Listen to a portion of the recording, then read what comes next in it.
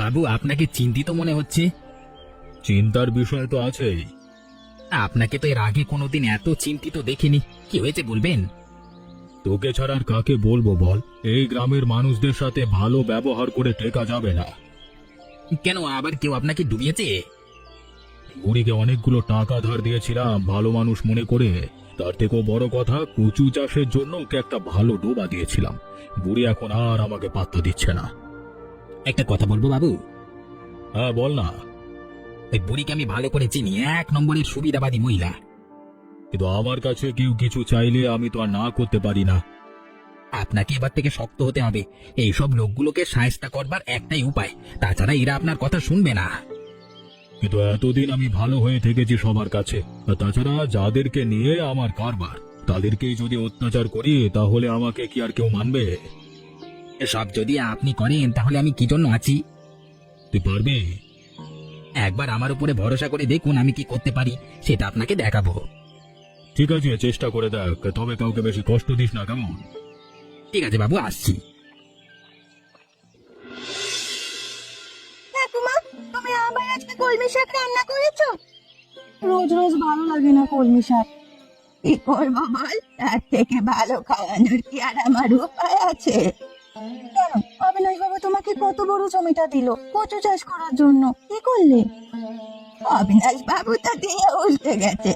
তাতে চাষ করতে কত খরচ, কত পরিশ্রম জানিস? কিন্তু কচু তো ভালো হচ্ছে। একদম নজর দিবি না ওদিকে। আমি অবিনাশ বাবুকে পর্যন্ত নজর দিতে দেইনি। ওগুলো আমার জিনিস, আমি বুঝবো। কিন্তু ওগুলো দিয়ে তো আমরা ভালো কিছু করতে পারি। তোদের সব সময় উল্টো পাল্টা চিন্তা। যা করেছি কানা, বেশি মাথা লাগাস কেন? যদি আমরা বুদ্ধি না লাগাই তাহলে সারা জীবন আমাদের এরকম অভাবের মধ্যে থাকতে হবে। অভাবের কপাল যখন করে এসেছি তখন তো থাকতেই হবে। সবকিছু কপালের উপর ছেড়ে দিলে হয় না। আমরা নিজেরা কি করেছি যে কপালের উপর দোহাই দিব শুধু? দেখ, বেশি পাকামো মারিস না। যা, শাক সিদ্ধ ভাত দিয়ে উঠেছে কপালে, তাই খা চুপ করে।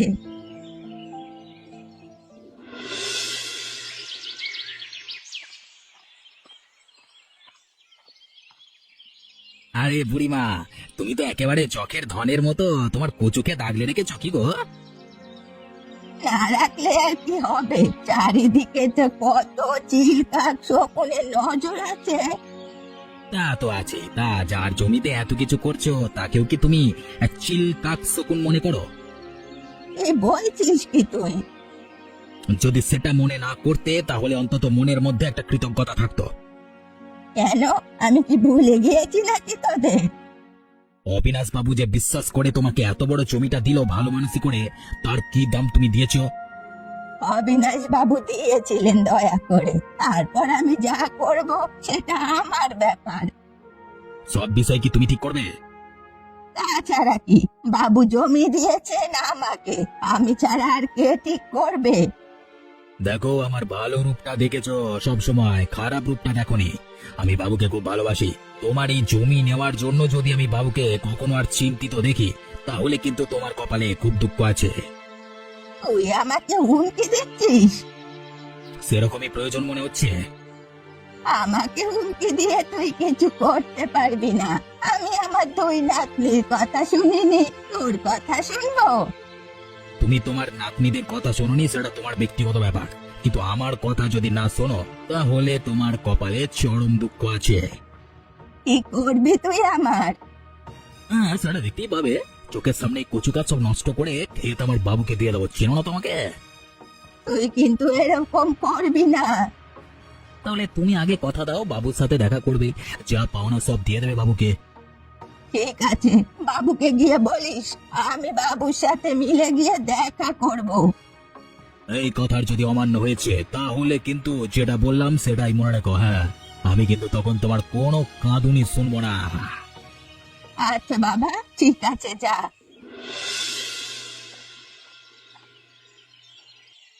কিরে, কিছু খবর আছে? জম্পেস খবর আছে বাবু। কিরকম শুনি? গিয়েছিলাম বুড়ির কাছে আজকে। তা কি বললো সে? তোকে বেশ খুশি খুশি মনে হচ্ছে। দিয়েছি আমরা ধমকে চমকে। তারপর? তারপর আর কি, বুড়ি সুরসুর করে বললো যে আপনার পায়ে এসে পড়বে। তাই নাকি রে? তা একেবারে কিছু হয়ে গেল নাকি, কি বলিস? না হয়ে আর উপায় কি, বলেছিলাম না আমি গেলে সব ঠান্ডা করে দেবো বাবুকে।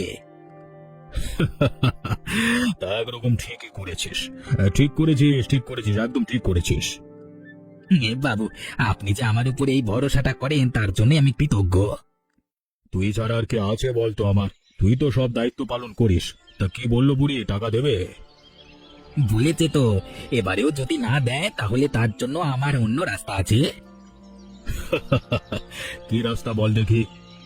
সে আপনাকে ঠিক সময় বলবো। এবারে যেমন ভয় দেখালাম তেমন আরো ভয় দেখাবো। যদি তাতেও না হয় দেখবেন সুর করে আপনার কাছে হাজির করব।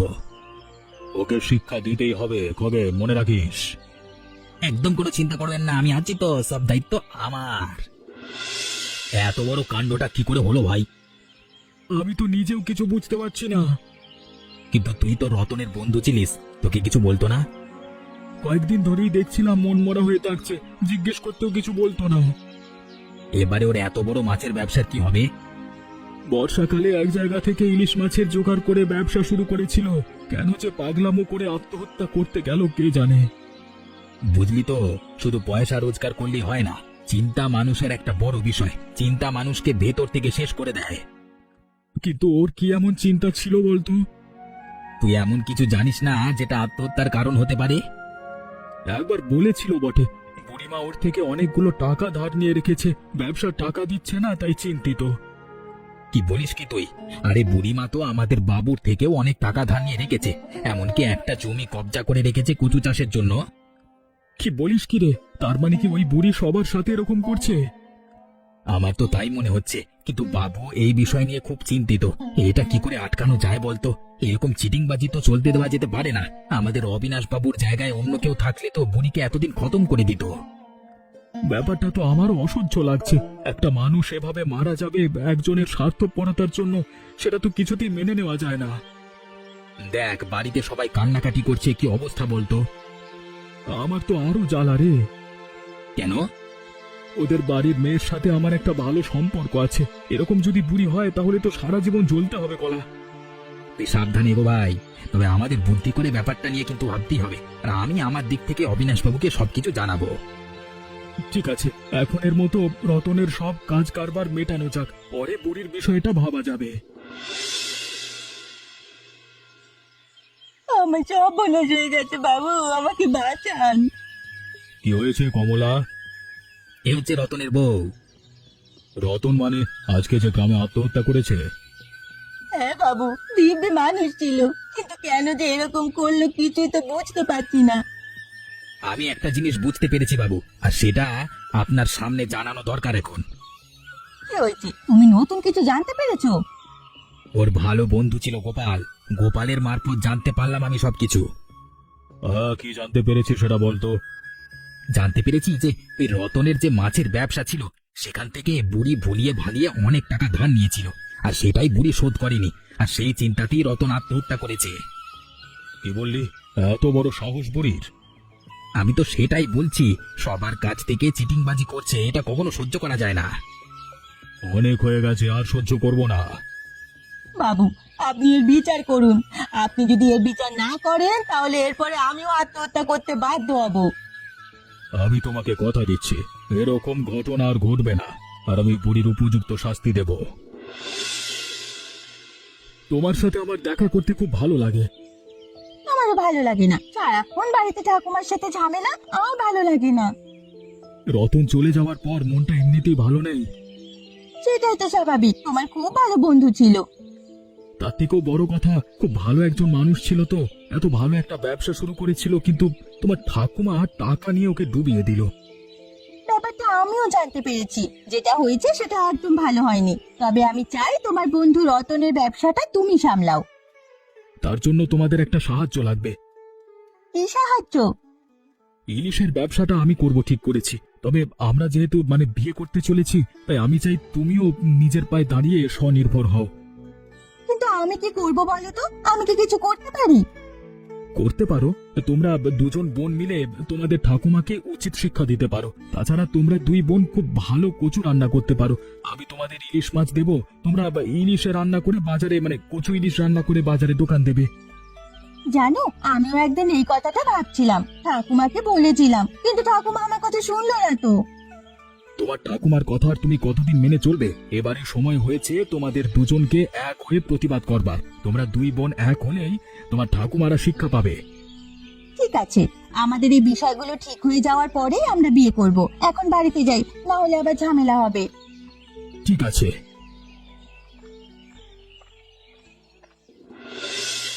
অনেক হয়েছে ঠাকুমার কথা শোনা, আর নয়। আমিও এটাই ভাবছিলাম, এত কিছু কাণ্ড হচ্ছে সব ঠাকুমার জন্য। তুই জানিস, গ্রামে রতন বলে যে লোকটা আত্মহত্যা করেছে, তার পেছনেও ঠাকুমা দায়ী। জানি, ঠাকুমা আমার থেকে অনেক টাকা নিয়ে বসে আছে। শোন, আমি একটা কথা বলছি। হ্যাঁ বল, কি কথা? রতন কাকা মারা যাওয়ার পর গোপাল সব দায়িত্ব নেবে ওর ইলিশ মাছের ব্যবসার। ও বলেছে যে আমাদের ইলিশ মাছ দেবে, আমরা যদি কচু নিয়ে কচু ইলিশ বানিয়ে বাজারে বিক্রি করি। সেদিন তো ঠাকুমাকে বলেছিলাম, দেখলি তো কেমন মুখ করলো। এবারে আর বলবো না, করব। আমরা যখন বুঝতে পারছি যে ঠাকুমার দোষ, তখন আমাদেরই প্রতিবাদ করতে হবে প্রথম। চল, আমরা গিয়ে কচু কেটে নিয়ে নিজেদের মতো রান্না করে দোকান দেব। যতদূর শুনলাম, অবিনাশ বাবুও ভয়ানক রেগে রয়েছেন।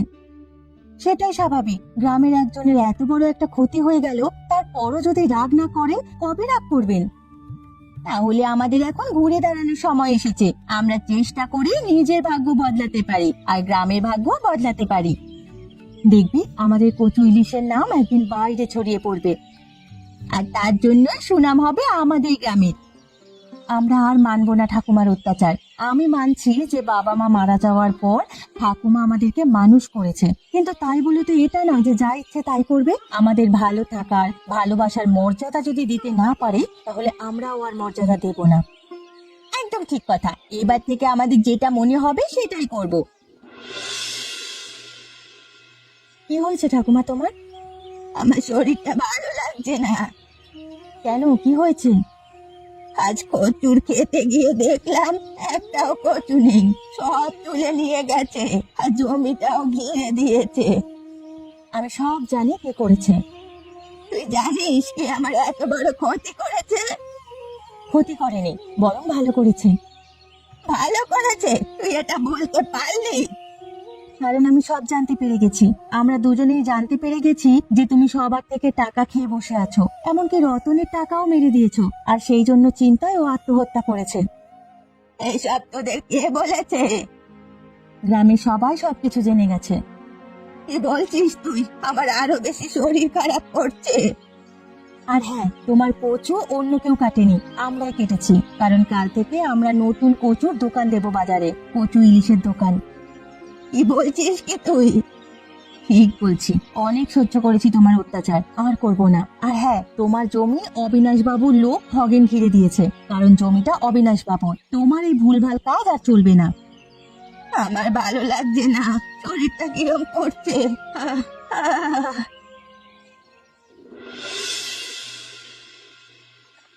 কচু দিয়ে কোনোদিন ইলিশ মাছ হতে পারে, আমি তো জানতামই না। তাহলে কত বড় একটা জিনিস জানতে পারলে বলো তো? কচু দিয়ে ইলিশ মাছের টক, ইলিশ মাছের ঝোল, আর কচু শাক দিয়ে ইলিশ মাছের মাথা। এই তোমাদের এত ভালো রান্না, রোজ খাবো আমরা এসে। হ্যাঁ, অবশ্যই খাবে, তোমাদের জন্য তো দোকান দেওয়া। দেখেছিস, আমরা দোকান দিলাম বলে কত ভালো হলো। সবাই দেখ আমাদের কত প্রশংসা করছে। হে ভাবাই যায় না, ওই শয়তান বুড়ির তোমরা নাতনি, ওই বুড়ি এক নম্বরে শয়তান পিশাচ। এরা যা বলছে ঠাকুমার নামে, একদম ঠিক কথা বলছে রে। ডাইনি বললেও কম বলা হয়। একদম ঠিক কথা। আমরা যদি ওই ডাইনির অপেক্ষায় বসে থাকতাম, তাহলে কোনোদিন নিজেদের স্বপ্ন সফল করতে পারতাম না। এবারে শরীর খারাপ হয়েছে, বুড়ি এবার বুঝবে মজা। আমি তো সেই সমস্ত কাজ ছেড়ে ওর পাশে গিয়ে আর বসে থাকতে পারবো না। আমিও পারবো না। যতক্ষণ না নিজের ভুল বুঝতে পারছে, ততক্ষণ অভাবেই পড়ে থাকবে। আপদ বিধি হলেও ক্ষতি নেই। যত মানুষের খারাপ করবে তত এরকম হবে। আমরা বুঝিয়ে বলেছিলাম, বল, আমাদের কথা শুনলো না। ছাড় তো, এখন আমাদের দোকান ভালো চলছে, মজা কর এখন। আয় আয় বাবু, আমাদের ছেড়ে আপনি কোথায় চলে গেলেন? আপনি তো কোনো দিন কারোর ক্ষতি চাননি, তাহলে কেন উপরওয়ালা তাড়াতাড়ি ডেকে নিল? সারা জীবন তো আমি আপনার হয়ে কাজ করেছি, এবার আমি কি করব? শান্ত হোক খগেন, মানুষের কথা কি বলা যায়? ভালো মানুষেরা সবাই আগেই চলে যায়। কেউ কোনোদিন ভাবতে পেরেছিল অবিনাশ বাবু এত তাড়াতাড়ি চলে যাবে? আমাদের কত ইচ্ছে ছিল কচু ইলিশ করে খাওয়াবো একদিন, সেই ইচ্ছে অপূর্ণ থেকে গেল। সারা জীবন শুধু মানুষটা অন্যকে দিয়েই গেলেন, পেলেন না কিছুই।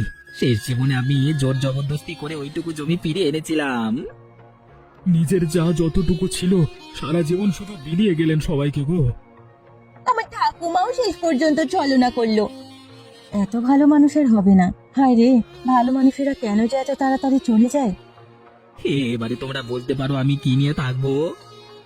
অবিনাশ বাবুর ফেলে যাওয়া কাজ এখন তোমাকেই করতে হবে। হ্যাঁ, রতন কাকুর মৃত্যুর পিছনে আমাদের ঠাকুমা দায়ী। ঠাকুমাকে শাস্তি দিতে হবে। ঠিক বলেছ লতা, তুমি জমিদারের সবকিছু জানো, দায়িত্ব এখন তোমাকেই নিতে হবে। এত বড় দুঃখ কাটিয়ে উঠতেই তো আমার জীবন চলে যাবে। নিজেকে সামলাও। সমস্ত গ্রামের দায়িত্ব অবিনাশ বাবু তোমার উপরে দিয়ে গেছেন। সারা জীবন তোমাকে নিজের ছেলের মতো মনে করেছেন, এখন থেকে সেই দায়িত্বগুলো তোমাকে পালন করতে হবে। মানুষটাকে দেখে একবারও মনে হয়নি যে অসুস্থ। যদি অসুস্থ হতো তাহলে আমি ডাক্তার ডেকে আনতাম, চিকিৎসা করাতাম। কি আর করবে বলো, সবই কপাল। মানুষটা যেখানেই থাকুক সেখানে যেন ভালো থাকে, এইটুকুই ওপরওয়ালার কাছে প্রার্থনা করব। উনি যেখানেই থাকবেন ভালো থাকবেন, আর কোনোদিন তো কারো ক্ষতি করেননি, তাই ওনারও কোনো খারাপ হবে না। আমরা ওনার শ্রাদ্ধ শান্তি খুব ভালো করে করব, আর এখন থেকে আমরা সবাই মিলেমিশে থাকবো।